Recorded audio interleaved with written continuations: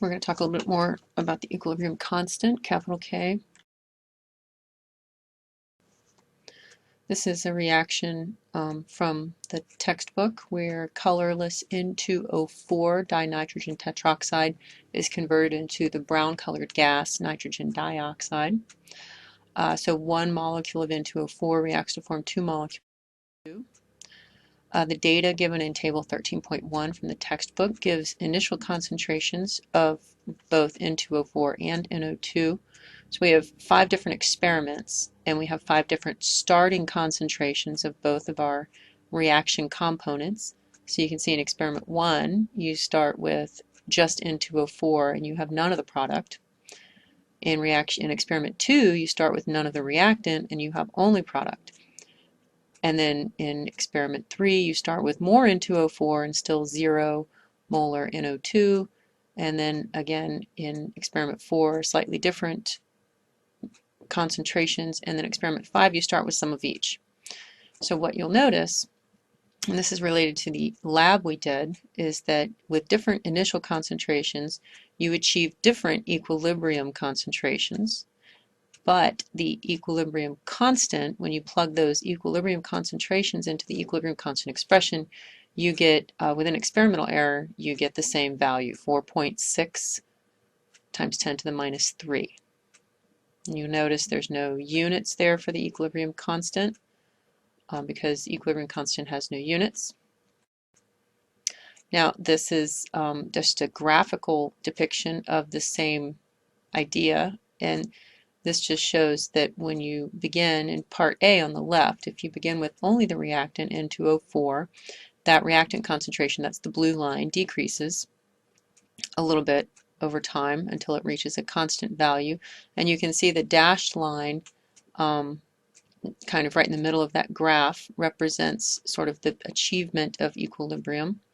And you can see the red line, that's the concentration of our product, NO2, starts at 0 and increases over time, and that also becomes constant at about the dashed line. And then part B, if you start only with the product, NO2, that's the red line again, that decreases and then achieves equilibrium eventually at the dashed line. And then we start with 0 molar N2O4, which is our reactant, that starts at 0 and increases over time, and you still achieve equilibrium. Now in this case you achieve the same equilibrium. That's not always true with different initial conditions, but the equilibrium constant is always the same. So let's just look a little more carefully so I know that everybody knows what we're looking at from the data to the graphs, because the numbers in this table are graphed on the graphs that you see. So if we look at experiment 1, where we start with 0.04 molar N2O4 and 0 molar NO2, and we end with 0.0337 molar N2O4 and 0.0125 molar NO2. We go back to the graph of the data, that's A on the left. Okay, so we start with 0.04 molar and 0 molar, and we end like you see there. So this blue graph here is N2O4, and that would be this 0.04 declining to 0.0337. And then if we look at the NO2, we start with 0, and that one increases over time and ends over here at 0.0125. So that starts at 0 and ends at 0.0125. Now experiment 2, if we erase this and look at experiment 2, and we'll circle that one in green, we start with 0 molar N2O4 and 0.08 molar NO2. That's part B, that's the right-hand graph. Right, so we start with 0 N2O4 and we end at 0.0337. You see that here. And then if we look at NO2, we start with 0.08 molar, and that decreases over time in concentration till it ends at 0.0125. And so that's shown here, 0.08 going to 0.0125.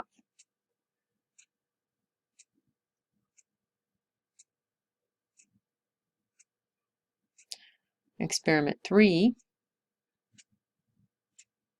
you can see that it's similar to experiment 1, where we start with some N2O4 and no NO2. Now, it's coincidental that experiments 1 and 2, they just happen to choose concentrations that would end with the same equilibrium concentrations. But you'll notice if you start with more NO2, N2O4 as the initial concentrations, then you also end with more N2O4 and you end with a little bit more NO2. So you end with different equilibrium concentrations. Experiment 4 is similar to experiment 2, except you have a little bit less NO2. And you'll notice that you end with less at equilibrium of both of the reactant and the product. And that's because you begin with less. And then in experiment 5, we start with some of each, right? And so you can start with some of each.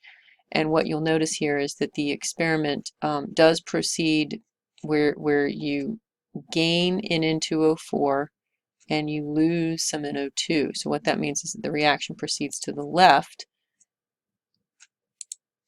in order to increase concentration. It more than doubles the concentration of N2O4. And then you lose some NO2 as it goes from 0.06 to 0.014.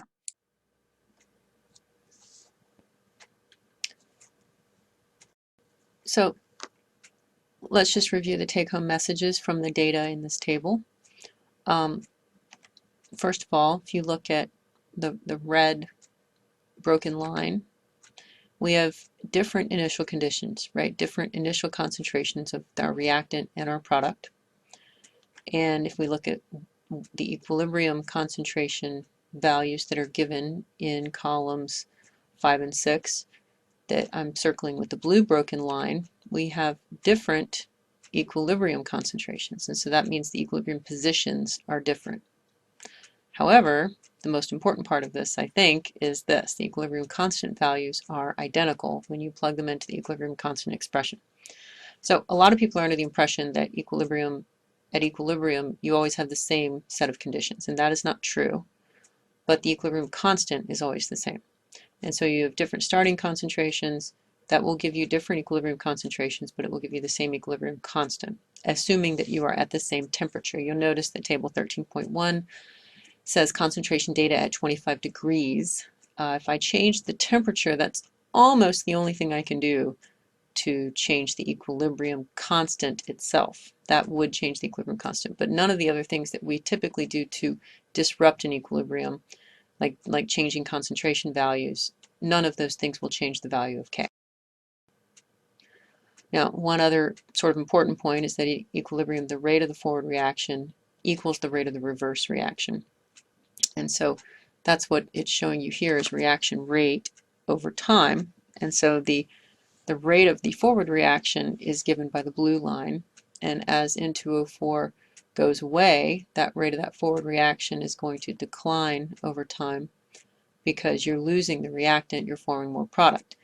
And as you form more product, the rate of the reverse reaction will increase over time because as you form more product, it's going to be zero initially because you don't have any product. And we learned during the kinetics chapter that as we produce more product, then those NO2 molecules will begin to collide with each other, and that will increase the rate of that reverse reaction.